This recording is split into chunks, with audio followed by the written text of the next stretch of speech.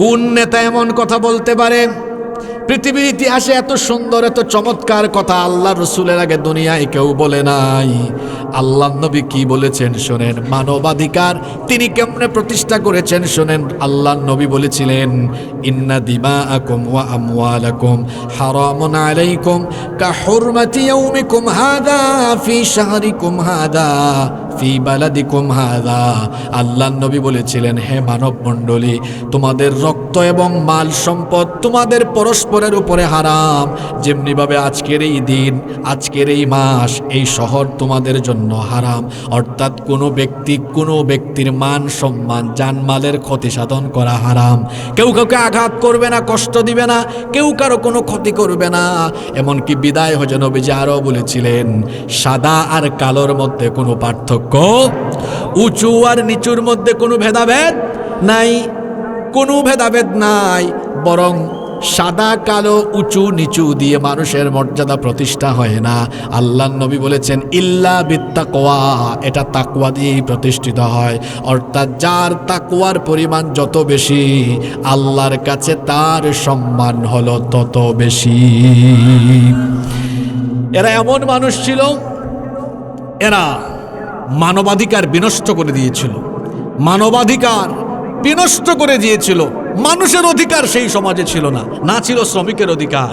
একজন শ্রমিক কাজ করাইছে, কাজ করায় বলে, যা যা বেটা, তোর কোনো মজুরি নাই। আল্লাহ রসুল কি বললেন, কেমন সংস্কারক বললেন, আতুল আজিরা আজরাহু ক্বাবলা আন ইয়াজুফা আরাকা।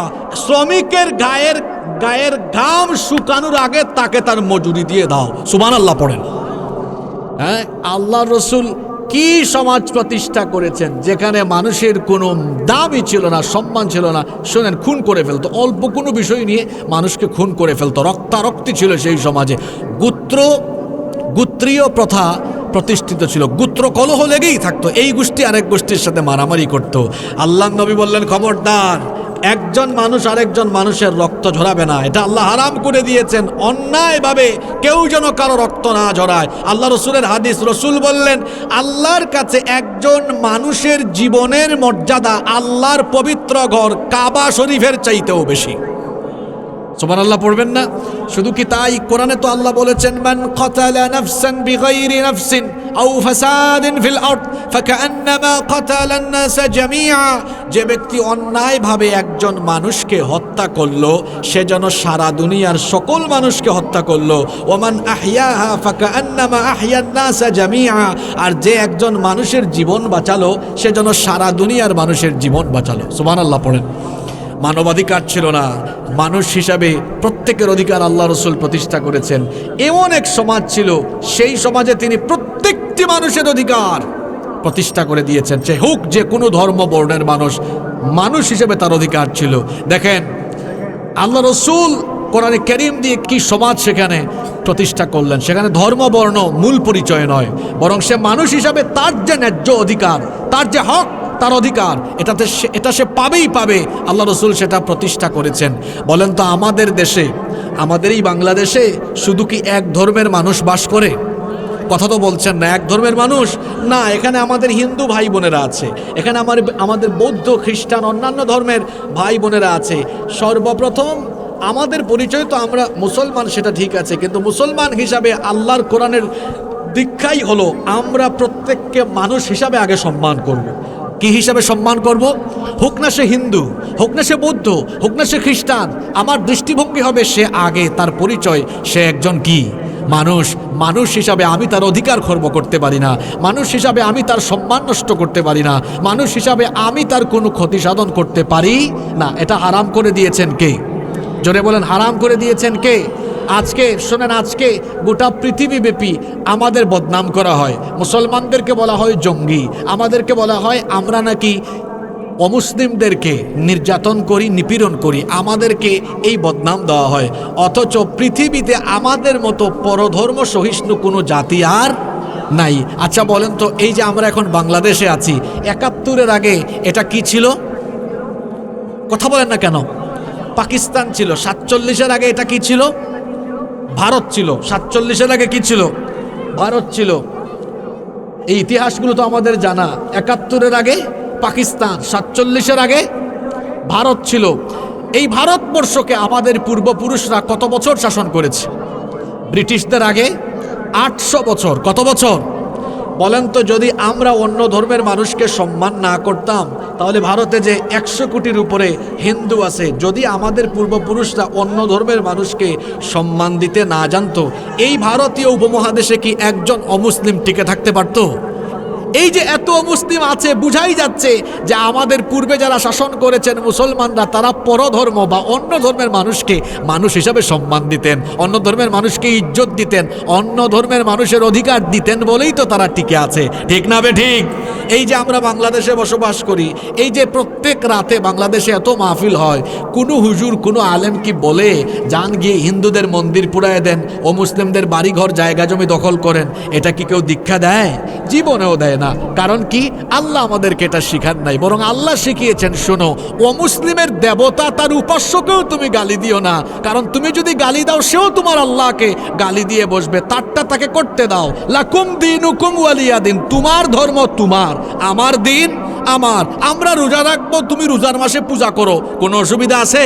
কোনো অসুবিধা নাই। আমরা এই দেশে মিলেমিশে সাম্প্রদায়িক সম্প্রীতি রক্ষা করে আছি। এর কারণটা কি? কারণ এটা ইসলামের দীক্ষা। আমরা ধর্মের ভিত্তিতে মানুষকে সম্মান করি না, বরং মানুষকে আমরা মানুষ এই হিসাবে আমরা তাকে সম্মান করি। ঠিক না বে ঠিক? এই দীক্ষা আমাদেরকে দিয়েছেন পৃথিবীর ইতিহাসের সর্বশ্রেষ্ঠ মহামানব, আখিরি নবী রাহমাতুল লিল আলামিন মুহাম্মদুর রাসূলুল্লাহ। জুড়ে বলেন সাল্লাল্লাহু। তাহলে আল্লাহর নবী একটা রাষ্ট্রকে, একটা জাতিকে সংস্কার করেছেন। প্রথম যে জায়গাটাতে তিনি ধরেছেন সেটা কি? মানুষ হিসাবে প্রত্যেকের অধিকার তিনি প্রতিষ্ঠা করেছেন, মানুষকে মানুষ হিসাবে সম্মান করেছেন।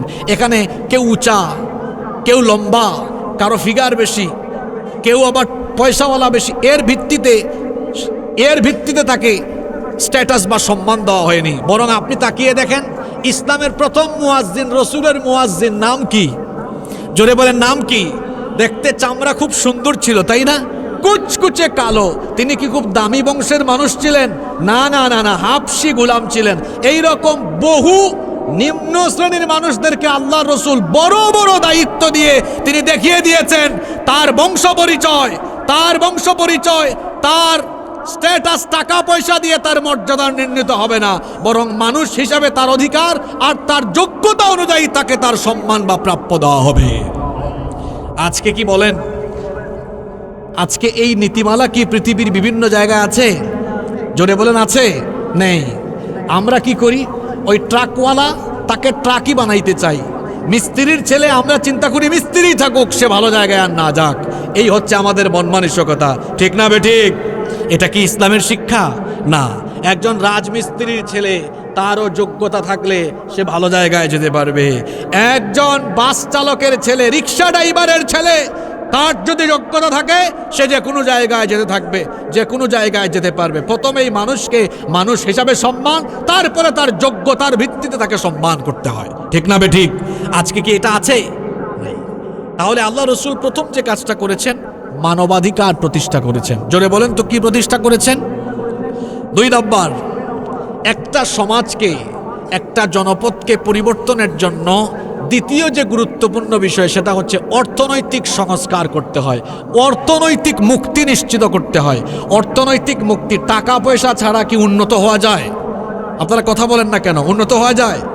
আজকে যে কথাগুলো বলছি এগুলো সচরাচর সব জায়গায় শুনবেন না। এই 2 নাম্বার পয়েন্টটা ভালো করে বোঝার চেষ্টা করেন। অর্থনৈতিক মুক্তি ছাড়া কোনো জাতির মুক্তি হয়? টাকা পয়সা লাগে। এই যে আমাদের দেশে তরুণ যুবক ছেলেপেলেরা আছে, মাস্টার ডিগ্রি কমপ্লিট করে চাকরি বাকরি নাই, কেমনে পাবে বলেন তো? কারণ পদ যত বেশি, পদের সংখ্যার চাইতে আবেদনকারীর সংখ্যা তার চেয়ে আরো বহুগুণ বেশি। এজন্য দেখা যাচ্ছে বেকার ছেলেপেলেরা বেকার আছে। এই যে বেকারত্ব, দারিদ্রতা, এটা হচ্ছে একটা জাতির জন্য অভিশাপ। দারিদ্রতা আর বেকারত্ব যদি দূর করা না যায়, একটা জাতি এগিয়ে যেতে পারে না। এজন্য নবী করিম সাল্লাল্লাহু আলাইহি ওয়াসাল্লাম বেকারত্ব, দারিদ্রতার অভিশাপকে চিরতরে নির্মূল করার জন্য আল্লাহর দেওয়া অর্থনৈতিক ফর্মুলা গ্রহণ করে তিনি এমন এক সংস্কার করলেন যার বদৌলতে দেখা গেল মুসলমানরা অর্থনৈতিকভাবে সমৃদ্ধ হয়ে গেল। আর যে ফর্মুলার মাধ্যমে তিনি এই আমূল পরিবর্তন করে দিয়েছেন সেই ফর্মুলার নাম হলো যাকাত। কথা বুঝে থাকলে বলেন সেই ফর্মুলার নাম কি? আমাদের দেশে বলা হয় 90% মানুষ মুসলমান, কিন্তু দুঃখের বিষয় হলো এই 90%-এর মধ্যে প্রায় 85 থেকে 87% লোক জাকাতের কনসেপ্টই বুঝে না। তারা মনে করে জাকাত মানে হলো শাড়ি দাও, লুঙ্গি দাও, গরিবদেরকে ডেকে এনে 500 টাকা 1000 টাকা করে বিতরণ করো। জাকাতের নামে যারা এইভাবে 500 টাকা 1000 টাকা অথবা শাড়ি লুঙ্গি বিতরণ করে গরিবের সাথে তামাশা করে, এদের জাকাত আদায় হয়? জোরে বলেন, জাকাত আদায় হয়? জাকাতের বিধান কেন দেওয়া হয়েছে? জাকাতের বিধান দেওয়া হয়েছে যাতে করে সমাজে, এলাকায়, জনপদে একজন দরিদ্র, একজন গরিব মানুষ না থাকে, যাতে করে দারিদ্রতার কবর দিয়ে সচ্ছল স্বনির্ভর সমৃদ্ধ জাতি গঠন করা যায়। এজন্য কোরআনটা পড়েন, আল্লাহ তাআলা জাকাতকে এজন্য ব্যক্তির সাথে রিলেটেড না করে, ব্যক্তির সাথে সম্পর্কিত না করে সরাসরি এটাকে রাষ্ট্রের সাথে, সরকারের সাথে সম্পৃক্ত করেছেন। কথা বুঝে থাকলে পরিষ্কার উত্তর দেন, আল্লাহ তাআলা জাকাতকে ব্যক্তির সাথে সম্পর্কিত করেছেন না রাষ্ট্রের সাথে? বলেন, রাষ্ট্রের সাথে। এটা কোথায় আছে? কোরআনে কারীমের 21 নম্বর সূরা, কোরআনে কারীমের 22 নম্বর সূরা সূরাতুল হজ আপনি যদি তেলাওয়াত করেন, সূরা হজের 41 নম্বর আয়াতের মধ্যে আপনি পেয়ে যাবেন রব্বুল আলামিন বলছেন, আল্লাযীনা ইম্মাক্কান্নাহুম ফিল আরদি আকামুস সালাতা ওয়া আতামুজ যাকাতা ওয়া আমারু বিল মারুফি ওয়া নাহাউ আনিল মুনকার ওয়ালিল্লাহি আকিবাতুল উমুর। কথাটা কার? জোরে বলেন, কথাটা কার? আল্লাহ বলছেন, আমি যদি মোমেনদেরকে রাষ্ট্র ক্ষমতা দেই তাহলে তারা 4টা কাজ করবে। 1 নম্বর সালাত কায়েম করবে, 2 নম্বর যাকাত আদায় করবে। সালাতের পরে কিসের কথা বলেছেন? যাকাত। এই যাকাতটা আল্লাহ কার সাথে সম্পর্কিত করলেন? রাষ্ট্রের সাথে। বলেন না কিসের সাথে? রাষ্ট্রের সাথে। কি আপনারা পয়সাওয়ালা হইতে চান না? হ্যাঁ, কি ব্যাপার? এতগুলো মাইক আপনারা কি আকাশ বাতাসে লাগাইছেন নাকি ভাই? কোথায় লাগাইলেন? কোথায়? মানুষ যদি অভিযোগ করে সাউন্ড না পায়, এই যে মানুষগুলো বসেছে তারা যদি সাউন্ড না পায়, মাইক লাগাইছেন কোথায় বলেন? তো মাইককে আকাশে বাতাসে দিয়েছেন? মাইক তো দরকার উনাদের, যারা আসছে। আশ্চর্য কথা, আমি প্রথম উঠার পর থেকেই মানুষ অভিযোগ দিচ্ছে বারবার, সাউন্ড পায় না, সাউন্ড পায় না। কেন ভাই?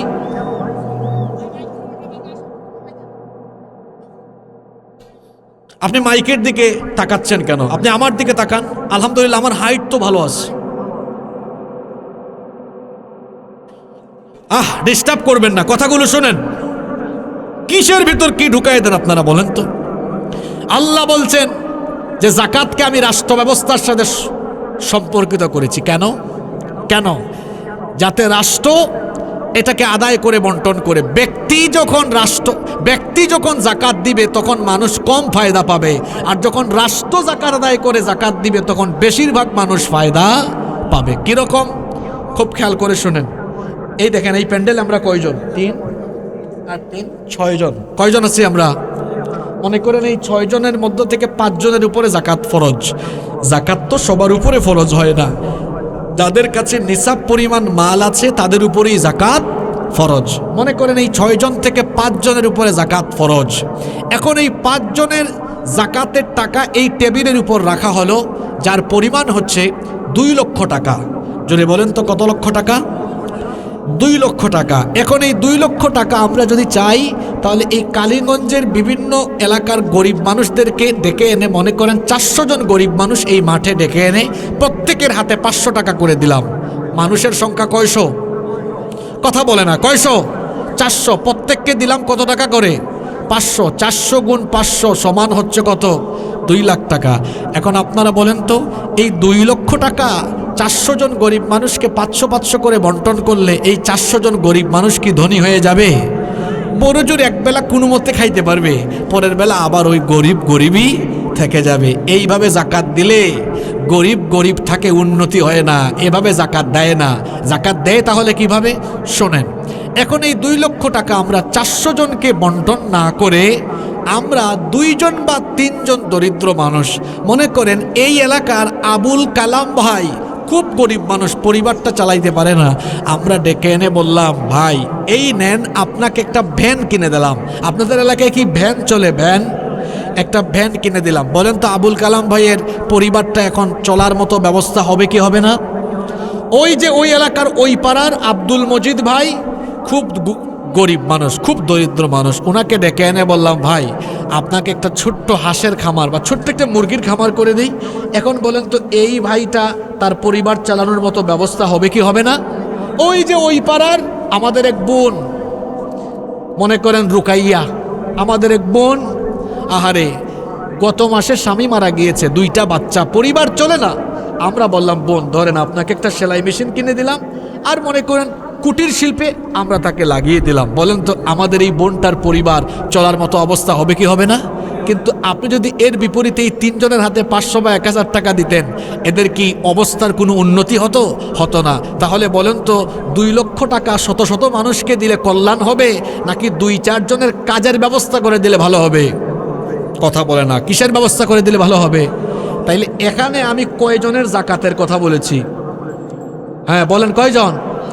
এখন যদি এই জাকাত উত্তোলন আর দেওয়ার সিস্টেমটা সরাসরি সরকারি জায়গায় চলে যায়, অর্থাৎ সরকার যদি এটা উত্তোলন করে, জাকাত একটা মন্ত্রণালয় থাকে, জাকাত মিনিস্ট্রি, জাকাত মন্ত্রণালয়, জাকাত মন্ত্রী থাকবেন যিনি ইসলামী অর্থনীতিতে পারদর্শী, যিনি ইসলামী অর্থনীতি বুঝেন, ইসলামিক ফিনান্স বুঝেন। এখন কি করা হলো, সারা দেশে 90% মুসলমানের সম্পদের হিসাব সরকারের কাছেই থাকলো, আর বছর শেষে শুধুমাত্র যাদের উপর জাকাত ফরজ হয় তাদের মোবাইলে একটা মেসেজ আসলো। মনে করেন আপনার নাম কি? নুরুজ্জামান। মেসেজ আসলো, জনাব নুরুজ্জামান, আপনার এই বছর জাকাতের টাকা আসছে 14,600, আপনি টাকাটা কালীগঞ্জের এই অফিসে বা এই ব্যাংকে বা এই জায়গায় জমা দেন। এরকম নুরুজ্জামান ভাইয়ের মতো আরও যাদের উপর জাকাত ফরজ, সারা দেশের সবার কাছে এই মেসেজটা চলে গেল। এবার এই লোকগুলো নিয়ে জাকাতের টাকা জমা করছে কয় জায়গায়? কথা বলে না। কয় জায়গায়?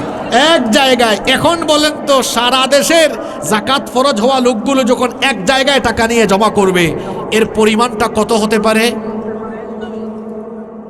কত হতে পারে? বলেন না, একটু আনুমানিক করে বলতে পারেন না? অন্তত কয়েক শত হাজার কোটি টাকা হবে। আপনারা আমার সাথে একমত না দ্বিমত? জোরে বলেন। সিস্টেমটা শোনেন না, এটা আমার সিস্টেম না। সিস্টেমটা কার? জোরে বলেন, ফর্মুলাটা কার? এবার মনে করেন এই বছর সরকার জাকাতদাতাদের কাছ থেকে যে টাকা উত্তোলন করেছে তার পরিমাণ হয়েছে 140,000 কোটি টাকা। কত কোটি টাকা বললাম? বলেন কত? 140,000 কোটি টাকা। এবার সরকার দেশের বেকারদের একটা তালিকা করলো। আপনারা বলেন তো আমাদের দেশে বেকারের সংখ্যা কম না বেশি? জোরে বলেন। এবার সরকার একটা তালিকা করলো এই বছর প্রাথমিকভাবে 70 লক্ষ। আপনাদের কি মনে হয় আমাদের দেশে কি বেকারের পরিমাণ 70 লক্ষ না আরো বহু বেশি? আপাতত এই বছর করলো কত লক্ষ? 70 লক্ষ। এই 70 লক্ষ যুবককে একসাথে ঢাকায় না নিয়ে ধাপে ধাপে নিল। মনে করেন বিভাগ ভিত্তিক নিয়ে গেল, নিয়ে গিয়ে বলল, এই ছেলে, ওই যে তাকে বললাম কালো শার্ট যুবক, আসো। তাকে বললো, নাও 2 লাখ টাকার চেক ধরো, দিলাম। আর শোনো, এই 2 লক্ষ টাকা নিয়ে গিয়ে ডিসকভার মোটরসাইকেল কিনে কালীগঞ্জের রাস্তায় পাকপাকুম করে চালাও, না একটা হাঁসের খামার, মুরগির খামার, অথবা তুমি কোনো কুটির শিল্প বা ছোটোখাটো কোনো কাজ করে তোমার অবস্থার উন্নতি করছো কিনা, এটা আবার দেখার জন্য, পর্যবেক্ষণের জন্য প্রতিটি উপজেলায় আমাদের আছে অডিট অফিসার। মনিটরিং করবে, সে সার্বক্ষণিক দেখাশোনা করবে। এখন এই নীতিমালার ভিত্তিতে 70 লক্ষ যুবককে প্রত্যেককে কত করে দেওয়া হচ্ছে? কথা বলছে না। কয় লক্ষ? তো প্রত্যেককে যদি 2 লাখ করে দেওয়া হয়, 70 লক্ষ গুণ 2 লাখ সমান কত? 140,000 কোটি টাকা। ফর্মুলাটা আমার না, ফর্মুলাটা কার? আল্লাহর দেওয়া। এই ফর্মুলায় দেখা যাচ্ছে এক বছরে কত লক্ষ বেকার, দরিদ্র, কত লক্ষ গরিব মানুষের কাজের ব্যবস্থা হয়ে যাচ্ছে। কথা বলছেন না কেন? এগুলো হলো ওয়াজ, প্র্যাকটিক্যাল বুঝে যান আপনি। এত বছর হয়েছে আমার দেশের মানুষ এখনো খাবার পায় না, এখনো কেন বাড়ি নাই, ঘর নাই, দরিদ্র ছেঁড়া কাপড় পরিধান করে বস্তা গায়ে দিয়ে হাঁটে, খাবার পায় না, ডাস্টবিন থেকে কুড়িয়ে খাবার খায়। আপনারা বড় বড় কথা বলেন আমরা সুযোগ পেলে ক্ষুধামুক্ত দারিদ্রতা মুক্ত দেশ বানায় দিব। আমরা 56 বছর ধরে দেখে আসতেছি যে যখন সুযোগ পেয়েছে তার নিজের পেট আগে ভরেছে। আমাদের পরিবর্তন হলো না কেন? এখনো তো মানুষকে আমরা রাস্তায় দেখি বস্তা গায়ে দিয়ে হাঁটে। আপনারা আমার সাথে একমত না দ্বিমত? এখনো খাবার পায় না কেন? না খেয়ে মানুষ কেন এখনো দিন যাপন করছে? এর কারণ কি জানেন? রসুলকে মহব্বত করেন আপনারা মুখে মুখে, রসুলের এই সংস্কার ফর্মুলা আপনারা গ্রহণ করেননি। আমি আল্লাহর কোরআন হাতে নিয়ে বলে গেলাম, অর্থনৈতিক মুক্তির জন্য এদেশের আলেম উলামাদেরকে সাথে নিয়ে আলেমদেরকে এই দায়িত্বটা দিয়ে দেখেন। আপনারা 56 বছরে যা পারেন নাই, আমরা নবীজির এই তরিকা আল্লাহর এই বিধান দিয়ে মাত্র 10 বছরে অর্থনৈতিক অবস্থাকে আমরা বদলায় দিতে সক্ষম হব। আপনাদের কি সন্দেহ আছে নাকি? আমি কি এখানে চিল্লাইয়া চাপাবাজি করে গিয়েছি, না কোরআনের আয়াত পড়ে ব্যাখ্যা দিয়ে উদাহরণ দিয়ে বুঝিয়েছি? যারা অমনোযোগী ওই ইউটিউবার ভাইরা যে যেখানে লাইভ বা রেকর্ড দিয়েছে পিছনে একটু দিয়ে দিয়ে আপনি শুনে নিয়েন, খুব গনিমতের কথা চলে গেছে। তাহলে 2 নাম্বার বলেছি, আল্লাহ নবী একটা সভ্যতাকে, একটা জনপদকে বদলায় দেওয়ার জন্য যে রিফর্ম সংস্কারগুলো করেছেন, প্রথমেই বলেছি মৌলিক যে সংস্কার করেছেন মানবাধিকার আগে প্রতিষ্ঠা করেছেন। এটা তো দরকার আছে না নাই? জোরে বলেন, দরকার আছে না নাই? বুকে হাত দিয়ে সত্য কথাটা বলেন তো, এই দেশে আপনারা কি মানুষ হিসাবে যে মর্যাদা পাওয়ার কথা সেটা কি পান? বুকে হাত দিয়ে সত্য কথা বলেন, পান? এখানে সুযোগ সুবিধা সব শ্রেণীবিন্যাস করে দেওয়া হয়। কি করে দেওয়া হয়? শ্রেণীবিন্যাস করে। আপনি দেখবেন পাসপোর্ট অফিসে এই কালীগঞ্জের একজন কৃষক বাবা, যার হাতের পরিশ্রমে এত ফসল ফললো, আমার সেই বাবা যখন পাসপোর্ট অফিসে যায় লুঙ্গি পরে, তিনি যখন যান সাধারণ কাপড় চোপড় পরে, অফিসাররা এদের সাথে নির্মম দুর্ব্যবহার করে। আর যখন আরেকজন টাই কোট লাগিয়ে যায়, ছাড় ছাড় ছাড় ছাড় ছাড়, 1 মিনিটে সে 40 বার ছাড় ডাকে। আপনারা একমত না দ্বিমত? তাহলে এখানে সম্মান দিয়েছে মানুষের ভিত্তিতে না ক্লাসের ভিত্তিতে? জোরে বলেন, কিসের ভিত্তিতে দিয়েছে? পরিবর্তন হবে কিভাবে বলেন? পরিবর্তন হবে কিভাবে? বেশি দূরে যাওয়া লাগবে না, আপনাদের এলাকার পাশেই অকটেনের পাম্পে, পেট্রোল পাম্পে যাইয়ে দেখুন, কেউ সারাদিন দাঁড়িয়ে আছে, কেউ এসে ভরো। সব জায়গায় ক্লাস ওয়াইজ কারবার হচ্ছে, ঠিক না বে ঠিক? পরিবর্তন এভাবে হয় না। মানুষকে মানুষ হিসাবে সম্মান দিতে শিখুন। 2 নাম্বার বলেছি পরিবর্তনের জন্য পয়সা দরকার। এই যুবকদের পকেটে পয়সা ঢুকায় দেন। শোনেন, যুবকরা কখন অপরাধে জড়ায়, তারা কখন ছিনতাই করে, চাঁদাবাজি করে, চুরি করে, অবৈধ পথে কখন চলে যায়? যখন তার পকেটে পয়সা থাকে না। বেকারত্ব মানুষকে কুফুরের দিকে নিয়ে যায়। এজন্য দারিদ্রতা দূর করে প্রত্যেকের কাজের ব্যবস্থা করতে হবে। অলস মস্তিষ্ক শয়তানের আড্ডাখানা। এজন্য এই বেকার ছেলেপেলেগুলোকে যদি কাজে লাগিয়ে দেওয়া যায়, সব পরিবর্তন হয়ে যাবে। আমাদের দেশের জনসংখ্যা আমরা বলি অনেক বেশি, 18 কোটি। চীন, জাপান, তাদের দেশের আয়তনের তুলনায় তাদের জনসংখ্যা কম না বেশি? অনেক বেশি, কিন্তু তারা অনেক উন্নত। কেন জানেন? কারণ তারা দেশের জনগণকে মানব সম্পদে রূপান্তর করেছে, জনসম্পদকে মানব সম্পদে রূপান্তর করেছে, অর্থাৎ সবার হাতগুলোকে কাজের হাত বানিয়েছে। এদেশে আমরা 18 কোটি মানুষের কত কোটি হাত? 36 কোটি হাত। এই 36 কোটি হাত যদি পরিশ্রমী হয়, যদি কাজ করে, চিন্তা করেছেন এটা কোথায় যাবে? চীনকে আমরা ছাড়িয়ে যেতে পারবো ইনশাআল্লাহ। কষ্ট হচ্ছে নাকি আপনাদের? তাহলে আপনারা আস্তে আস্তে জবাব দেন যে বাকি 3টা রিফর্মের কথা আপনাদেরকে শোনাবো। 3 নাম্বার, একটা সমাজ সভ্যতার আমূল পরিবর্তনের জন্য রসুল যে কাজটা করলেন, 3 নাম্বার, তিনি সেখানে ন্যায় বিচার প্রতিষ্ঠা করলেন। কারণ তিনি যেখানে এসেছেন, যেই সময়ে পৃথিবীতে এসেছেন, ওই এলাকা, ওই গোটা জনপদ, সেখানে ন্যায় বিচার বলতে কিচ্ছু ছিল না। ওখানে ছিল জুর জার মুল্লুক। আল্লাহ নবী ওই সমাজে এসে আমূল পরিবর্তন ঘটালেন। আমূল একটা সংস্কার করে দিলেন। আর এই সংস্কার করলেন তিনি আল্লাহর দেওয়া কিতাব এই কোরআন দিয়ে। আল্লাহ তার নবীকে এই কিতাব কেন দিয়েছেন শোনেন, শুধু ওয়াজ নসিহত করার জন্য নয়।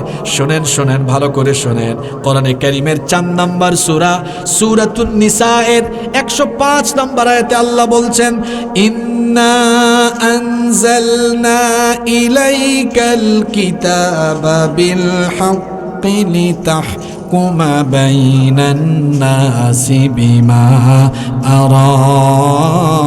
আরাকাল্লাহ ওয়ালা তাকুল লিল খাইনিনা খাসিমা।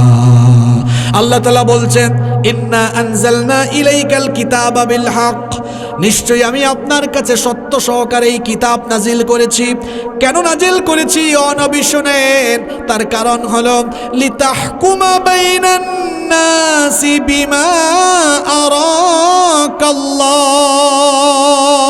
আরাকাল্লাহ।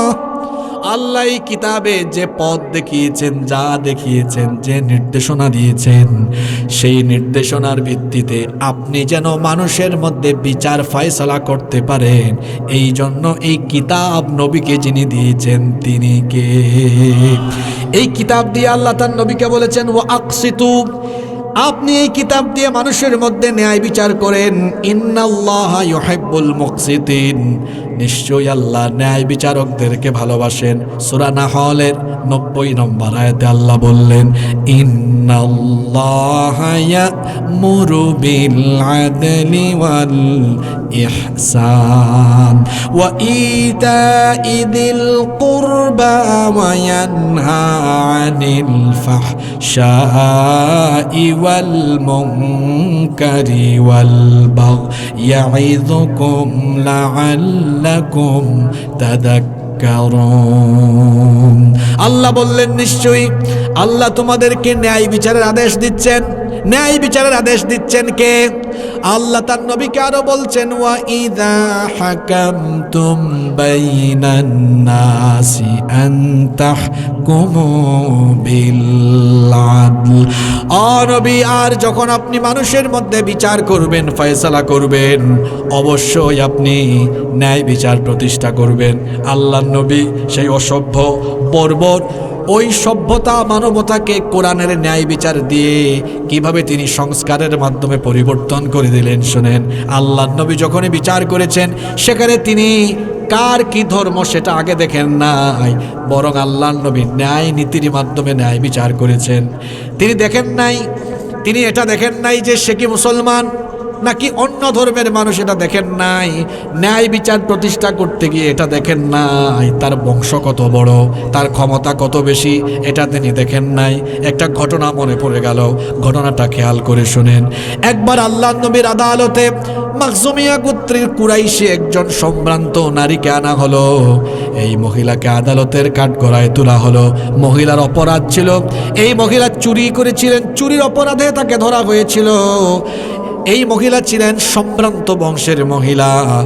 মহিলাকে যখন আদালতে তোলা হলো, সাহাবায়ে কেরাম পরস্পর কথাবার্তা আরম্ভ করেছেন। এত নামি দামি বংশের মহিলা, আল্লাহর নবী যদি বিচার করতে গিয়ে কোরআন থেকে হাত কাটার রায় দিয়ে দেন, ওই বংশের কোনো মান সম্মান ইজ্জত আর থাকবে না। এই জন্য সাহাবায়ে কেরাম পরামর্শ করছেন, কোনো একজন নবীজির কাছে সুপারিশ নিয়ে যাও, গিয়ে বলো আল্লাহর নবী যেন বিচারের রায় দিতে গিয়ে বংশমর্যাদার দিকটা বিবেচনা করে রায়টা একটু হালকা পাতলা করে দেন। কিন্তু কে আল্লাহ রসুলের কাছে এই সুপারিশ নিয়ে যাবেন, কারো কোনো সাহস হয় না। অবশেষে সাহাবায়ে কেরাম উসামা ইবনু যায়েদ রাদিয়াল্লাহু আনহুকে বললেন, তুমি যাও, রসুল তোমাকে বড় মহব্বত করেন, তুমি গিয়ে নবীজিকে এই অনুরোধটুকু করো। উসামা ইবনু যায়েদ রাদিয়াল্লাহু আনহু আল্লাহর নবীর কাছে যখন এই সুপারিশ নিয়ে গেলেন, আল্লাহর নবী এই কথা শোনা মাত্রই অবস্থা এমন হয়ে গেল, আকাশ যেন তার মাথায় ভেঙে পড়ার উপক্রম হয়ে গেল। সঙ্গে সঙ্গে তিনি সাহাবীদেরকে ডাকলেন, ডেকে বললেন, ও সাহাবীরা শোনো, কি করে তোমরা এত বড় সাহস করলে আল্লাহর কিতাবের বিরুদ্ধে যাওয়ার দুঃসাহস তোমরা কিভাবে দেখালে? তোমরা আমার কাছে সুপারিশ করেছো আমি যেন ওই মহিলার বংশমর্যাদার কথা বিবেচনায় রেখে রায় প্রদান করি, আমি যেন আল্লাহর কোরআনের ভিত্তিতে আমি যেন রায়টা না দিই। এমন দুঃসাহস কি করে দেখালে? ও সাহাবীরা শোনো, এই নামি দামি বংশের মহিলা আদালতে আসামির কাঠগড়ায় না হয়ে যদি সেখানে আমার নিজের কলিজার টুকরা মেয়ে ফাতেমাও হতো, আমার মেয়ে, এই জন্য আমি দয়া মায়া দেখায়া বিচারের রায়টা হালকা পাতলা করতাম না, বরং আমার মেয়েও যদি সেখানে হতো তাহলে আমি নিজে হাত কাটার রায় দিয়ে, হাত কাটার দায়িত্ব জল্লাদকে না দিয়ে আমি নিজে বাপ হয়ে আমার মেয়ের হাত আমি নিজেই কেটে ফেলে দিতাম। এই হলো ন্যায় বিচার। শুধু রসুল ন্যায় বিচার করেননি, আল্লাহ নবীর পরেও খোলাফায়ে রাশেদার আমলের ন্যায় বিচারের এই চিত্র আমরা দেখেছি। কখনো তারা ন্যায় বিচার করতে গিয়ে কখনো তারা বিচার করতে গিয়ে অন্যায় করেননি, বিচারের নামে আগ্রাসন চালাননি। শুনেন আরেকটা ঘটনা শোনেন, সাইয়েদেনা আলী রাদিয়াল্লাহু আনহু তিনি যখন খলিফা, তার শাসনামলে তিনি একদিন বাজারে গেলেন। শুনতেছেন আপনারা কার কথা বলছি? আলী রাদিয়াল্লাহু আনহু তিনি তার শাসনামলে একদিন বাজারে গেলেন। বাজারে গিয়ে দেখলেন একজন খ্রিস্টান লোক কিছুদিন আগে হারিয়ে যাওয়া আলী রাদিয়াল্লাহু আনহুর হারিয়ে যাওয়া লৌহ বর্মটা বিক্রি করছে। তিনি গিয়ে ওই খ্রিস্টান লোকটাকে বললেন, আচ্ছা তুমি যে লৌহ বর্ম বিক্রি করছো এটা তুমি কোথায় পেয়েছো? সে বলল, এটা আমার, আমি বানিয়েছি। আলী রাদিয়াল্লাহু আনহু বললেন, না এটা আমার, কিছুদিন আগে হারিয়েছে, চুরি হয়েছে, তুমি এটা কোথায় পেয়েছো বলো। ওই খ্রিস্টান লোকটা বলল, না এটা আমার। এখন বলেন তো দেখি লৌহ বর্ম কয়টা? সবাই বলেন কয়টা? মালিকানা দাবি করে কয়জন? সমস্যা আছে না নাই? এখন একদিকে মালিকানা যিনি দাবি করছেন তিনি যেন তেন কেউ না, সাধারণ কোনো ব্যক্তি না, রাষ্ট্রের ভিভিআইপি ব্যক্তি, রাষ্ট্রপ্রধান খলিফাতুল মুসলিমিন আলী রাদিয়াল্লাহু আনহু। আমাদের দেশে প্রধানমন্ত্রী, প্রেসিডেন্ট বাদ দেন, যদি পৌরসভার মেয়র, কাউন্সিলর বা ওয়ার্ডের মেম্বারও তার সামনে কেউ তর্ক করে বলবে, বেটা কানের নিচে থাপ্পড় লাগাবো, আমার উপর কথা বলিস, ঠিক না বেঠিক? আর এইদিকে আলী রাদিয়াল্লাহু আনহু কতটা বিনয়ের সাথে তাকে গিয়ে বললেন, কোথায় পেয়েছো এটা? এটা তো আমার। সে বলছে, না এটা আমার। দুইজন যখন একই জিনিসের মালিকানা দাবি করলেন, সমস্যা তৈরি হয়ে গেল। আলী রাদিয়াল্লাহু আনহু বললেন, তাহলে চলো আমরা প্রধান বিচারপতির কাছে যাই, বিচারের শরণাপন্ন হই, বিচারের রায় যেদিকে যাবে সেটা তুমি আমি উভয়ে মেনে নিব। তখন তো ইসলামী রাষ্ট্র ব্যবস্থা, ইসলামী শাসন চলে, কিন্তু একজন খ্রিস্টানও জানতো যে ইসলামী শাসনতন্ত্রের ভেতরে কোনো ভেজাল নাই, অন্যায় নাই, দুই নম্বরই নাই। এজন্য সে মেনে নিল, বলল ঠিক আছে চলেন প্রধান বিচারপতির কাছে আমরা যাই। সেই সময়ে প্রধান বিচারপতি ছিলেন, ওনার নাম হলো কাজী শুরাইহ রাদিয়াল্লাহু আনহু। তার কাছে যাওয়ার পরে তিনি সকল কাহিনী জানলেন। জানার পরে তিনি খলিফাতুল মুসলিমিনকে বললেন, রাষ্ট্রপ্রধান প্রেসিডেন্টকে বলতেছেন, আচ্ছা এই লৌহ বর্মটা যে আপনার কি কোনো সাক্ষী আছে নাকি? চিন্তা করেন, রাষ্ট্রপ্রধান প্রেসিডেন্ট তিনি মামলার একটা পক্ষ, ওইখানে বিচারক জেরা করতেছেন। আমাদের দেশে যদি এই রকম বা পৃথিবীর যে কোনো জায়গায় এই রকম যদি করে, আমার তো মনে হয় ওই বিচারপতির চাকরি থাকবে কি থাকবে না ওই আদালত থেকে বের হওয়ার আগেই ফয়সালা হয়ে যাবে, ঠিক না বে ঠিক? প্রধান বিচারপতি বললেন, প্রেসিডেন্ট আপনার যে এই লৌহ বর্ম, আপনার কি কোনো সাক্ষী আছে নাকি? আলী রাদিয়াল্লাহু আনহু বললেন, হ্যাঁ আমার সাক্ষী আছে দুইজন। জুড়ে বলেন কয়জন? প্রধান বিচারপতি বললেন, কে আপনার সাক্ষী? কারা আপনার সাক্ষী? তিনি বললেন, আমার 1 নাম্বার সাক্ষী হলো আমার ছেলে হাসান, 2 নাম্বার সাক্ষী হলো আমার ঘরের চাকর। কয়জনের কথা বললাম? প্রধান বিচারপতি তখন বললেন, মাননীয় রাষ্ট্রপ্রধান, আপনি কি রসুলের বিচারের ফর্মুলা ভুলে গেলেন নাকি? আল্লাহ নবীর বিচারের ফর্মুলা হলো বাপের পক্ষে ছেলের, মনিবের পক্ষে চাকরের কোনো সাক্ষী গ্রহণযোগ্য হয় না। কারণ ছেলে তো সব সময় বাপের পক্ষ টানবে, আবার চাকরও সব সময় মনিবের পক্ষ টানবে। সুতরাং এই দুইজন যদি আপনার সাক্ষী থাকে, এদের সাক্ষী অ্যাকসেপ্ট করা হবে না, সাক্ষ্য এদের গ্রহণ করা হবে না। এই দুইজন ছাড়া আর কোনো সাক্ষী থাকলে আপনি বলেন। তখন আলী রাদিয়াল্লাহু আনহু বললেন, এই দুইজন ছাড়া আমার আর কোনো সাক্ষী নাই। তখন প্রধান বিচারপতি বললেন, যদি এই দুইজন ছাড়া আপনার কোনো সাক্ষী না থাকে, তাহলে এই লৌহ বর্ম যে আপনার, এটার মালিকানা দাবি করারও কোনো অধিকার আপনার নাই। তিনি চুপ হয়ে গেলেন। বিচারের রায় চলে আসলো। দেখেন কারবার, প্রধান বিচারপতি বিচারের রায় দিয়েছেন প্রেসিডেন্টের বিরুদ্ধে, খ্রিস্টানের পক্ষে। কার পক্ষে? জোরে বলেন, কার পক্ষে আর কার বিপক্ষে? প্রেসিডেন্টের বিপক্ষে। প্রেসিডেন্ট মেনে নিলেন। খ্রিস্টান লোক তো অবাক, আজব কারবার। আমার মতো রাষ্ট্রের সাধারণ একজন মানুষ, শুধু তাই নয়, আমি আবার জাতে হইলাম খ্রিস্টান। এই মামলায় শুধুমাত্র সাক্ষীর অভাবে প্রেসিডেন্ট, তার লৌহবর্ম হওয়া সত্ত্বেও তিনি এটা পেলেন না। আর আমার লৌহবর্ম এটা আমি দাবি করেছি, কিন্তু এটা চুরি করে আনা, কিন্তু সাক্ষীর অভাবে তিনি পেলেন না। এই লোকটা চিৎকার করে তখন বলল, মাননীয় প্রধান বিচারপতি শুনেন, এ কেমন বিচার ব্যবস্থা, এত সুন্দর, যেখানে কোনো অন্যায় হয় না, অবিচার হয় না, এত সুন্দর বিচার ব্যবস্থা যে দিন দিতে পারে, সেই দিন থেকে আমি আর দূরে থাকতে চাই না। সে বলল, এই লৌহবর্মটা আসলে আমার না, এটা খলিফার, তাকে ফিরাইয়া দেন, আর আমারেও তাড়াতাড়ি কালেমা পড়ায়া মুসলমান বানায়া দেন।